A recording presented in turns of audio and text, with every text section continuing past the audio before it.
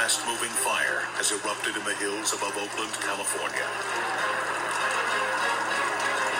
Fueled by 60-mile-an-hour winds, it explodes through expensive hillside neighborhoods in minutes, forcing thousands to flee. Coming out! Get off the street!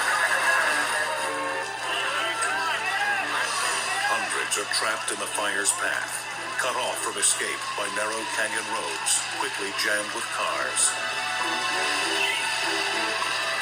It was pandemonium. I mean, it was panic. People were running on foot.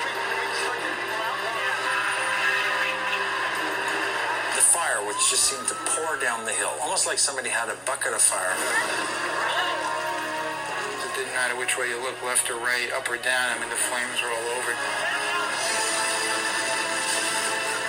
As the fire intensifies, homeowners abandon their cars and run for their lives. It will become the most destructive and costly fire in the United States in 80 years. Yet its origins were in a minor brush fire firefighters thought they had extinguished the day before. But when gale-force winds suddenly strike the San Francisco Bay Area, smoldering embers from that small fire are whipped into an inferno. Fed by thick brush, flames as high as 100 feet race over the hillsides at 60 miles an hour. Rescue efforts are hindered by fire engines too wide to easily navigate the narrow canyon roads.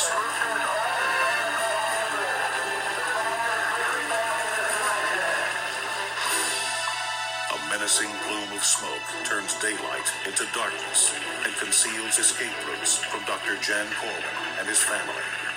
It was like midnight, and people were running up and down the street and screaming, and fire was everywhere, and you really couldn't tell which way to go. And at this point, I mean, total panic had set in. For many, there's no time to salvage precious belongings. The fire is upon them. I think that if I would have wasted another minute trying to save some important pictures or articles, I think it could have cost us our lives. Firefighters now have another serious problem. The water supply for the hills rests in water tanks that are filled by water pumped up from reservoirs below. The tanks supply enough water at the beginning of the fire, but the pumps that refill them are inoperable because the fire has destroyed the power lines. Hydrants now run dry, and the firefighters are forced to retreat. The fire now bears down on a 400-unit apartment complex. Residents have almost no time to react. The images TV cameraman Steve Carollo captures are portraits of terror. People were frightened. People were scared, and I never photographed that kind of fear before. In the pandemonium, Carollo notices a young boy all alone. He is scared and lost in the inferno until a volunteer guides him to safety. The images were so compelling that I kept walking in, and it just became more and more fascinating to look at. The fire hits the apartment complex with such overwhelming fury that firefighters retreat, hoping to contain the flames elsewhere. While videotaping, Carollo gets trapped in the thick smoke and has to use a fire hose as a lifeline. I just kept the camera rolling as I ran along a fire hose, because I always figured if I followed a fire hose, I would eventually end up at a fire truck or at a fireman. The hoses lead him to firefighter Larry Rosso. I've never seen anything like that!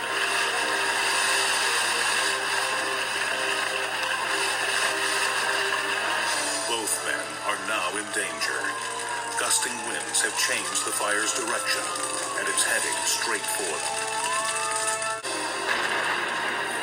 The monstrous fire in the Oakland Hills is consuming homes at a rate of 3 a minute. Trapped at a large apartment complex, the situation is a desperate one for firefighter Larry Rosso. You know, you could be in a safe position 1 minute and the burning embers start a fire behind you, and you're in a situation where you're trapped. And I'm thinking that this is not good. Rosso and TV cameraman Steve Carollo are in growing jeopardy as the fire closes in on them.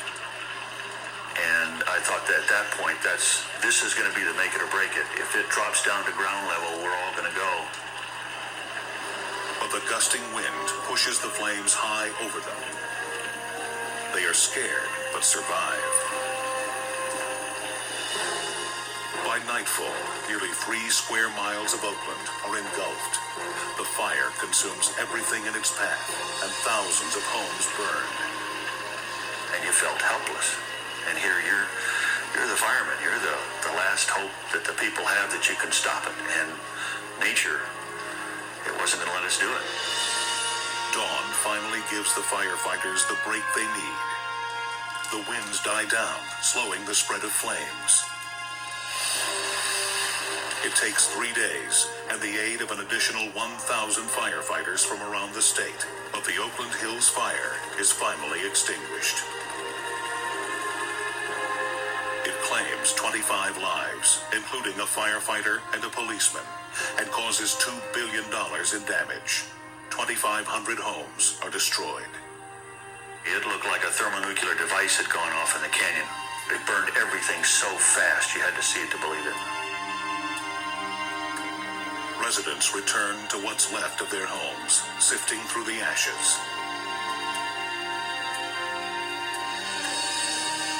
Neighbors comfort one another.